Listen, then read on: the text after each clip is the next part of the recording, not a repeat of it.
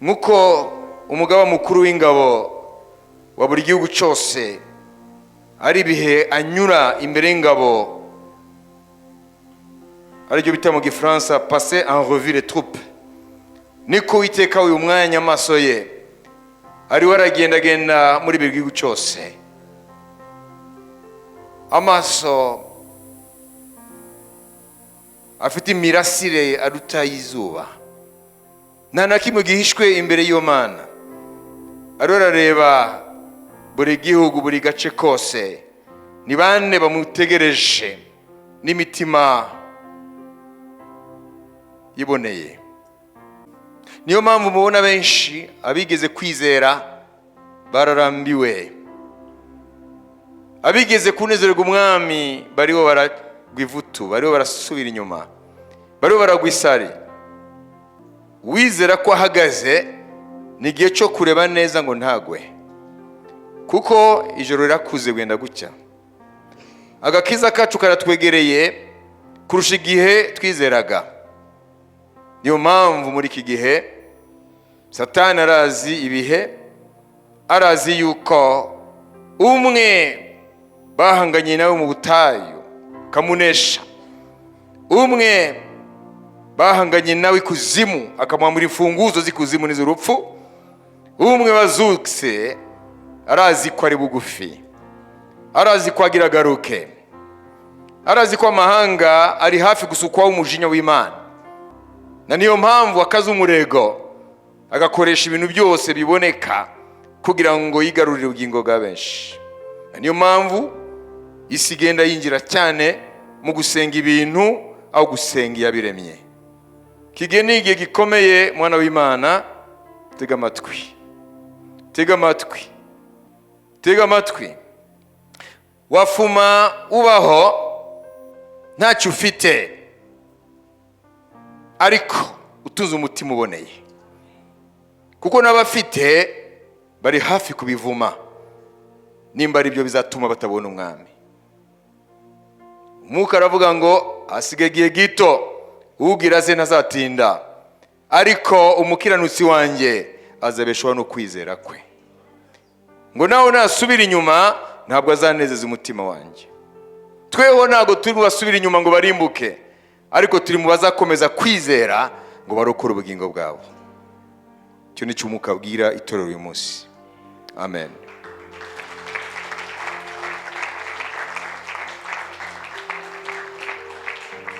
Mbere yuko dusoza, nashaka kugusengera. Nashaka kugusengera kugira ngo ubuzima urimo uyu mwanya Imana ibugusangemo, ibugusangemo kugira ngo ikuneshereze, ibugusangemo kumara ubwoba, ibugusangemo ikwereke yuko ibigutera ubwoba, ibigushuka, ibituma wiganyira, wamenya ibyo ari warategura aho ijisho ritareba byose byahinduka ubusa. Ashaka ngo usengere umwami aguhe kunyura muri ibi bihe utabaswe n'isi, kunyura muri ibi bihe utiganyira ngo nacyo mfite iki, nacyo mfite kiriya. Yesu akubera ubutunzi hejuru y'ubutunzi bwose. Yesu akubere hafi kurusha abantu n'ibintu. Umutima wawe Yesu awukururisha imigozi y'urukundo, kandi umutima wawe ufatwe nawe kuzagiye azagarukira, kuko ntabwo ari butinde. Yesu araje vuba. Judgment is coming very soon. Urubanza ruraza vuba. Ninde yumva ko akeneye ko musengera umugoroba? Urasha. Haguruka urasha. Urasha. Urasha. C'est juste quelques instants. Ni umwanya mutoya gusa, mais très important. ariko w'ingenzi. Dieu peut faire un miracle dans ta vie en une fraction de seconde. Imana ishobora gukora igitangaza mu buzima bwawe mu masegonda make cyane. Kanya ko guhumbya. Kanya ko guhumbya. Dieu n'a pas besoin des heures, des jours, des semaines, des mois, des années. Imana ntabwo ikeneye amasaha, iminsi, imyaka kugira ngo ikore. Dieu peut changer ta vie en une seconde. Imana ishobora guhindura ubuzima bwawe mu isegonda imwe. Tu peux quitter ce lieu, Ushobora kuva hano revêtu de la puissance wambaye imbaraga pour écraser kugira ngo ukandagire tout ce qui t'écrasait. ibyo byose byagukandagiye. Ourash. Alors, maintenant, lève tes mains. Zamura amaboko yawe. Montre au Seigneur ce que tu veux qu'il fasse maintenant dans ta vie. Ereka umwami icyo ushaka ko akora nona. Tu veux lui appartenir en propre. Urashaka kuba uwe burundu. Tu veux qu'il n'y ait pas quelque chose dans ta vie qui lui ravit sa gloire. Urashaka ko hatagira ikintu mu buzima bwawe kimwambura icyubahiro cye. Tu veux que toute la gloire dans ta vie lui revienne. Urashaka ko mu buzima bwawe icyubahiro cyose kibice. Nous vivons des périodes de grande séduction. Turi kuba mu bihe by'ubuyobe bukomeye. Les gens courent à gauche à droite en croyant chercher Dieu. Abantu bariruka hirya no hino bibwira ko bashaka Imana. Mais Dieu n'est pas loin de toi. Ariko Imana ntiri kure yawe. Tu n'as pas besoin d'aller à l'ouest, à l'est, au nord, au sud. Ntabwo ukeneye kujya iburasirazuba, iburengerazuba, amajyaruguru cyangwa amajyepfo. Tu n'as pas affaire à une idole. Ntabwo ari ikigirwamana Tu as wizera. affaire à un Dieu omniprésent. Wizera Imana iba hose. Le Tout-Puissant Imana ishobora byose. de Jacob. Imana ya Yakobo. Alléluia. Amen. Sa puissance est inégalée. Imbaraga zayo ntago zigereranwa. Il ouvre toutes les portes. Ikingura inzugi zose. Alléluia. Amen. Aucun obstacle Nta kintu na ne kimwe peut l'arrêter. gishobora kuyihagarika. Il peut changer ta vie maintenant Ashobora guhindura ubuzima bwawe nona en une seconde. mu isegonda imwe. Tous tes problèmes Ibibazo byawe byose peuvent être enlevés bishobora gukurwaho en une mu seconde. isegonda imwe. Tout ce qui te fait peur Ibyo byose bigutera ubwoba peuvent disparaître bishobora guhunga en une mu seconde. isegonda imwe. Il vient le Seigneur. Araje umwami, Il vient dans la gloire. aje mu bwiza, Le même wa wundi qui a été crucifié. wa wundi wabambwe, Le même wa wundi qui a porté tes péchés. wikoreye ibyaha Le byawe, même wa wundi qui a porté ta maladie. wikoreye indwara Le zawe, même wa wundi qui a porté ta malédiction. wikoreye umuvumo wawe. Il vient bientôt. Araje vuba, Il vient comme il a promis. araje nk'uko Il yabisezeranyije, vient comme il a promis. araje nk'uko yasezeranye, Et tout genou fléchira devant kandi lui. amavi yose Et azamupfukamira, toute langue lui donnera gloire. kandi ururimi rwose ruzamuha Le icyubahiro. monde des ténèbres se meut. Isi y'umwijima, Tremble. Le monde des ténèbres se meut, tremble. isi y'umwijima ihinda umushyitsi, Le monde des ténèbres tremble isi y'umwijima ihinda umushyitsi devant la puissance qui émane de sa face. imbere y'imbaraga zituruka mu bwiza bwe. Ora shakara marasanda.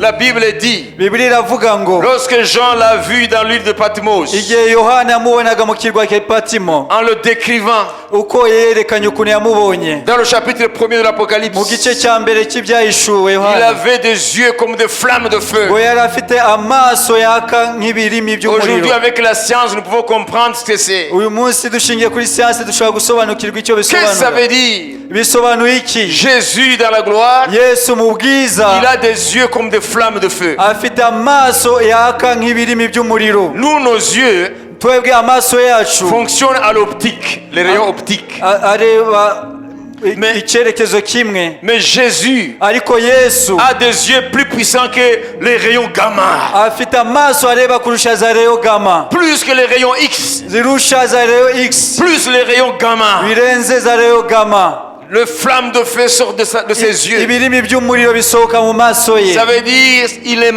dans ses yeux émanent des rayons plus puissants que les rayons gamma. Ngo mu maso ye hasohokamo imbaraga zirusha za reyo gama. Pour arrêter un rayon gamma, Kugira ngo uhagarike reyo gama, c'est le plus puissant des rayons. niyo reyo ifite imbaraga kurusha izindi. Même le béton de plus d'un mètre d'épaisseur, Na beto irusha metero y'ubugari ne peut pas arrêter le rayon gamma. ntishobora guhagarika reyo gama. Alors les yeux du Seigneur, Amaso rero y'umwami dans ses yeux, mu maso ye émanent des rayons que Jean a décrits comme des flammes de feu. harimo za reyo Yohana yavuze azigereranya na reyo gama. Ça veut dire lorsqu'il regarde, Iyo arebye il pénètre tout. ibintu byose Tout arahinguranya. l'univers est à nu. Il- Isanzure ryambaye ubusa imbere ye. Amen. Et le Seigneur décrit comme tel, il revient bientôt. uwo mwami rero ugaragazwa muri izo mbaraga ni uje vuba. Nous n'avons pas affaire à un petit Dieu. Ntago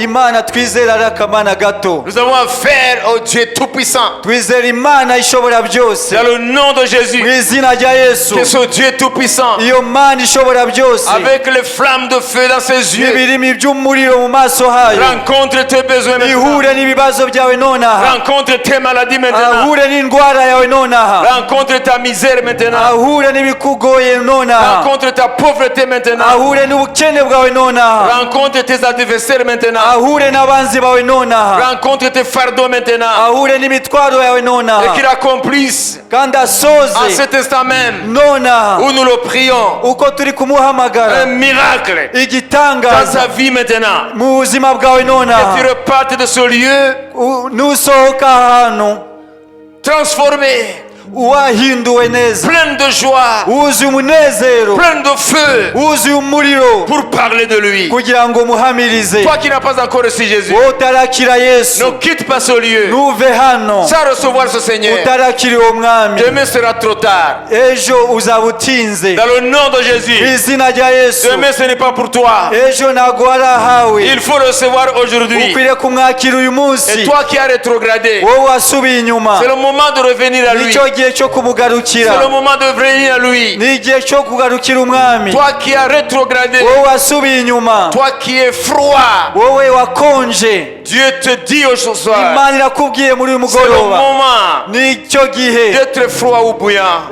ni igihe cyo kuba ukonje cyangwa ubire, Hein? Parce que tu es tiède. kuko urakaza Je uyaza vais te vomir. ndakuruka. Alors toi qui es prêt maintenant, Rero uwo witeguye, écoutez-moi. nyumva neza, L'essentiel c'est de régler tes voies devant Dieu. icy'ingenzi ni uko utunganya inzira zawe imbere y'Imana. Et les autres problèmes, Rero ibibazo byawe ça c'est quelque chose que Dieu va régler à cet instant même. nicyo Imana iri bukemure nonaha. Ce que tu crois grand, Icyo wibwira ko ari ikintu kinini, inversement, c'est ce qui est petit, insignifiant devant ariko lui. imbere y'Imana ni akantu gatoya cyane kadafite Alors icyo dis kavuze. après moi, Subiramo inyuma yanjye, Seigneur Jésus, mwami Yesu, Seigneur Jésus, mwami Yesu, Seigneur Jésus, mwami Yesu, pardonne mes manquements, mbabarira aho nateshutse hose, pardonne mes péchés, mbabarira ibyaha byanjye byose, petits et grands. ibigari cyangwa ibitoya, Pardonne-moi de ne pas avoir du temps avec toi. mbabarira kuko ntaguhaye umwanya mu buzima bwawe, Babarira kubura ibihe byo kubana nawe.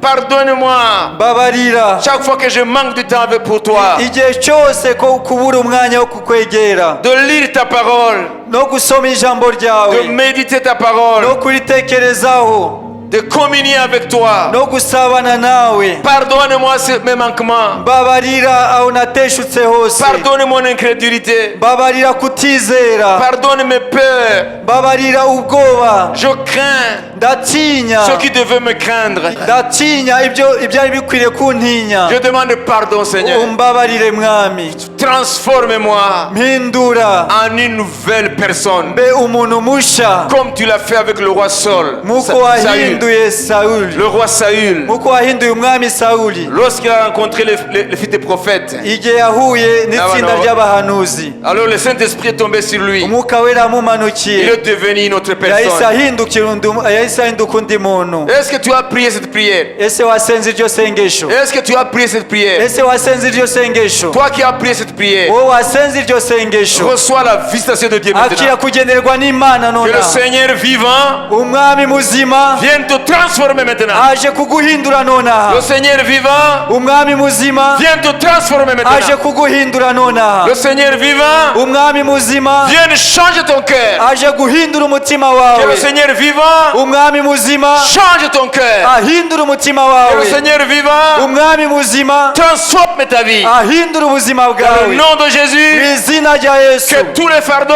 imitwaro yose pesés sur toi yari kuremereye soient pulvérisés yose maintenant. itumuke nonaha. Reçois la liberté. Akira umudendezo Dans le nom de mu Jésus, izina rya les Yesu. prisons des faux dieux s'effondrent. Za gerezwa zose, Les chaînes sont brisées maintenant. iminyururu yose iracitse Les nonaha. chaînes de Satan sont brisées maintenant. Iminyururu ya Satani iracitse nonaha. Les démons sont pulvérisés maintenant. Abadayimoni baratumuwe nonaha. Oh, le Seigneur Umwami qui a les yeux de flamme de feu. Mwami afite amaso nk'ibirimi by'umuriro. Amen. Il est en train de pulvériser tes ennemis. ari gutumira abanzi bawe. Reçois ton miracle akira maintenant. igitangaza cyawe nonaha. Reçois ton miracle akira maintenant. igitangaza cyawe nonaha.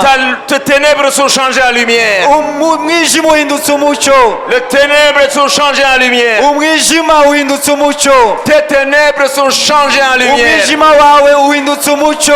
Tes ténèbres sont changées en lumière. umwijima wawe uhindutse umucyo. Tes ténèbres sont changées en lumière. umwijima wawe uhindutse umucyo. Tes prisons sont changées en gereza yawe liberté. ihindutse umudendezo. Jésus te transforme maintenant. yesu araguhinduye nonaha. Jésus te libère maintenant. yesu arakubohoye nonaha. Jésus te libère maintenant. yesu arakubohoye nonaha. Jésus te guérit maintenant. yesu arakubohoye nonaha. Jésus te transforme maintenant. yesu araguhinduye nonaha. Jésus te transforme maintenant. yesu araguhinduye nonaha. Jésus enlève tes fardeaux. yesu akuyeho imitwaro Dans le yawe. nom de mu Jésus, izina rya yesu nous proclamons ta liberté. turatuye kubohoka kwawe. Nous proclamons ta liberté. turatuye kubohoka kwawe. Nous proclamons ta liberté. turatuye kubohoka Nous kwawe. proclamons ta liberté. turatuye kubohoka Nous kwawe. proclamons ta délivrance. turatuye kubohoka Nous kwawe. proclamons ta guérison. turatuye gukira kwawe. Nous proclamons la joie du Seigneur dans ta vie. turatuye umunezero w'umwami ku buzima bwawe. Que ton cœur se dilate de la présence de Dieu. umutima wawe wagukiye mu kubaho kw'imana. Que tu sois transporté par la joie. utwarwe n'umunezero. Reçois les transports d'allégresse. utwarwa n'umunezero. Des vagues de joie. uruzi rw'umunezero. Reçois les vagues de joie. akira uruzi rw'umunezero. Reçois les vagues de joie. akira uruzi Les rw'umunezero. vagues du Saint-Esprit. imiyaga y'umwuka wera. Les vagues de joie. inzuzi z'umunezero. Les vagues de joie. uruzi rw'umunezero. Les vagues de joie. uruzi rw'umunezero. Reçois les vagues de joie. akira uruzi Au nom de Jésus. mu izina rya yesu. Imiraba y'ibyishimo ikuzure. Amen. Reçois les vagues de joie. imiraba y'ibinezero ikuzure. Les murmures s'en vont maintenant. ukwitotomba gukurweho La nonaha. foi vient en toi. ukwizera kuze muri wowe. Une foi surnaturelle te visite maintenant. ukwizera kudasanzwe kuze muri wowe. Au nom de mu Jésus. izina rya yesu. Le Saint-Esprit mwuka wera amène l'audace dans ton cœur. azana ubushizi bw'amanga mu mutima wawe. Alléluia. Amen. Le Saint-Esprit amène l'audace. umwuka wera azana ubushizi bw'amanga. Receive boldness from the Holy akira Ghost. ubushizi bw'amanga bw'umwuka wera. Receive boldness from the Holy Ghost. akira ubushizi bw'amanga In the name of Jesus. mu izina rya yesu. We are proclaiming liberty. turamamaje kubohoka. We are proclaiming freedom turamamaje kubohoka from your bondage. kuva mu ngoyi zawe In the name of Jesus. mu izina rya yesu. Freedom mudendezo from your illness. mu burwayi bwawe. Freedom mudendezo from fear. mu bwoba. Freedom from fear. umudendezo ku bwoba In the name of mu Jesus. izina rya yesu. Receive akira right now akira nona your freedom umudendezo from fear, kuti ubwoba from bondage, w'ingoyi from prison. muri gereza In the name of Jesus. mu izina rya yesu. Receive joy. akira umunezero. Joy from heaven. umunezero uturuka mu ijuru. Joy from heaven. umunezero uturuka mu ijuru. Receive God's knowledge. akira ubwenge bw'imana In the name of Jesus. mu izina rya yesu. In the name of Jesus. mu izina rya yesu. In the name of mu Jesus. izina rya yesu. In the name of mu Jesus. izina rya yesu. In the name of mu Jesus. izina rya yesu. In the name of mu Jesus. izina rya yesu. Receive. akira Receive. akira Receive. akira Receive a holy heart. akira umutima wera. Receive a holy heart. akira umutima wera. Receive a holy heart. akira umutima wera Receive the name of Jesus. mu izina rya yesu. Ora Akira. shakara marasanda. Amen. Kita inta inta inta inta inta inta inta inta inta. Inta inta inta inta inta inta inta inta inta. Hallelujah. Inta inta inta inta inta inta inta inta. Hallelujah. Inta inta inta inta inta inta inta. Hallelujah. We are saving a living God. turakorera imana nzima. We are saving a living God. turakorera imana We nzima. are saving a living God. turakorera imana nzima. We are saving a living God. turakorera imana nzima. Most high God. imana irenze In the name of Jesus. mu izina rya yesu. In the name of Jesus. mu izina rya Yesu. Il amène les solutions à vos problèmes. Imana iri kuzana ibisubizo ku bibazo byanyu. Receive your answer. Akira igisubizo cyawe. Jesus is your answer. Yesu niwe gisubizo cyawe. Receive your answer. Akira igisubizo cyawe. Supernatural answer. Ibisubizo by'ibitangaza. Hallelujah. Amen. Don't leave this place Ntuve ahantu with your bondage. ufite ingoyi zikuboshe. Don't leave this place Ntuve hano with your fear.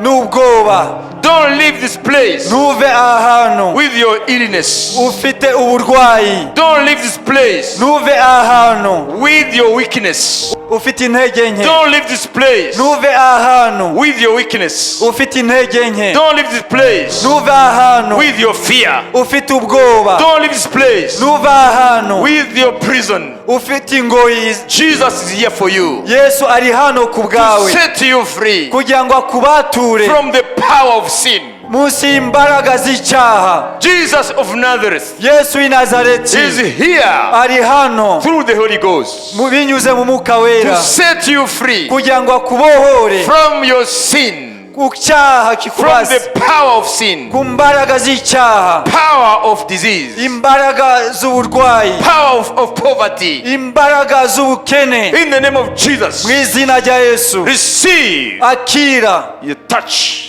Receive your touch akira gukorwaho n'Imana, by the Holy Ghost. gukorwaho n'Umwuka Wera. Receive your touch Akira gukorwaho by the Holy Ghost. n'imbaraga z'Umwuka Wera. In the name of Mu Jesus. izina rya Yesu. Hallelujah. Amen. Hallelujah. Amen.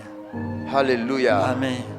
We will carry on Friday and Sunday, Tuzakomeza kwa gatanu no ku cyumweru praising the Lord, duhimbaza Imana, hearing the word, twiga ijambo ry'Imana and to let the Holy Ghost no kureka Umwuka Wera take care of his people. kugira ngo yitwararike ubwoko bwe. We are serving a living God, Dukorera Imana nzima, Almighty God. Imana ishobora byose. Everything is under his feet. Buri kintu cyose kiri munsi y'ibirenge bye. Satan is under his feet. Satani ari munsi y'ibirenge bye. Demons are under his feet. Abadayimoni bari munsi y'ibirenge bye. Poverty is under his feet. Ubukene buri munsi y'ibirenge He's bye. the same.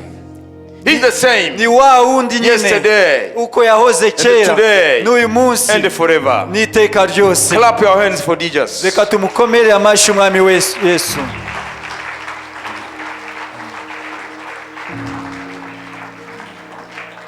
Oh. Oh. Oh. Tell people to come on Friday and Sunday. Mubwire bagenzi banyu, mubwire n'abandi bazaze kwa gatanu. Tell what God is doing. Mubabwire ibyo Imana iri gukora. Jesus has many blessings in store. Yesu afite imigisha myinshi muri stoke ye. Jésus a beaucoup de bénédictions en réserve. Ntabwo Imana ineze kwibonye abana bayo bagenda bajunjamye mu buryo bw'umwuka kubera ibibazo byo pressinga isi ya none. Il est vivant. Ni muzima. Il est ressuscité. Yarazutse. Il est au-dessus de tout. Ari hejuru ya byose. Gatubaho umugisha. Haguruke. Hallelujah. Hallelujah. Hallelujah. Hallelujah. Mais soyez prêts à n'importe quel moment, la trompette peut sonner. Ariko mwitegure kuko igihe cyaryo cyose impanda ishobora kuvuga. Il n'y a aucune garantie que l'heure d'après est à nous. Nta kintu cyakwizeza yuko umwanya uri imbere uri mu maboko yacu. Nous vivons des temps incertains. Turi mu bihe utakwizera. Ça veut dire à tout moment Jésus peut enlever l'église. Vangu igihe cyaryo cyose Yesu ashobora gutwara itorero rye. Il ne faut pas vous abuser. Nukwiye kwibesha. Nukwiye gushukwa. Nukwire gushukwa. Ne vous laissez pas abuser par les esprits malins. Ntabwo tukwire gushukwa n'imyuka ya Satani. Satan c'est un malin. Ni umunyabinyoma. Satan il est menteur. Ni umuriganya, ni umunyabinyoma. Il sait les temps dans lesquels nous vivons. Azi ibihe turi kubamo. Sois prêt, le plus près possible du Seigneur. Ube witeguye kandi ube hafi y'umwami. Sois proche du Seigneur. Ube hafi y'umwami. The King is among us. Umwami ari hagati yacu. The King is with you.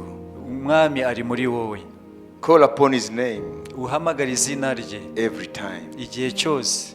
Day and night. Umunsi n'ijoro. Hallelujah. Amen. Que le Seigneur soit toujours ton pilier, umwami niwe akwiriye gukomeza soit ton support. kuba inkingi yawe Ne te wishingikirizaho. confie pas aux hommes, Ntiwishingikirize ku bantu, mais confie-toi au Seigneur, ariko wiringire umwami. le rocher des siècles. Niwe rutare rw'iteka, Petra. niwe Petra. Ne te confie pas au Petros, Ntiwishingikirize kuba Petros, amabuye, mais confie-toi à Petra. wishingikirize ku rutare. Jésus c'est Petra Yesu niwe Petra, et Simon était Petros. Simoni yari Petros. Jésus c'est le rocher. Yesu niwe rutare. Rien n'échappe à son contrôle. Everything is under his control. Byose niwe ubigenga. Les hommes, Satan, les démons, la pauvreté, la faim, la maladie, le présent, le futur, le passé, l'éternité, tout est sous ses pieds. Ni abantu, ibintu, ejo hazaza, La vie, la mort. ubuzima, urupfu, byose biri mu maboko ye. Laissez-moi vous bénir. Reka mbahe umugisha. Alléluia. Amen. Let me bless you. Reka mbahe umugisha. Alléluia. Amen. Ntubagirwe ibyo Imana yavuze. Partagez avec les autres. Kuko amagambo y'Imana yavuze hano n'ubuhanuzi bwa none. Amen. Alléluia. Ubuntu bw'umwami wacu Yesu Kristo n'urukundo rw'Imana no gusabana n'Umwuka Wera bijyana twese. Amen. Amen, amen. Oh, hallelujah. Mujyane n'ubuntu bw'umwami. Nimba Imana izaba itaravuka kwa gatanu, tuzongera durana kwa gatanu. Ariko muzaze kwa gatanu n'ukwizera kwinshi. Amen. Amen. Kuko Imana ifite byinshi izakora. God bless you.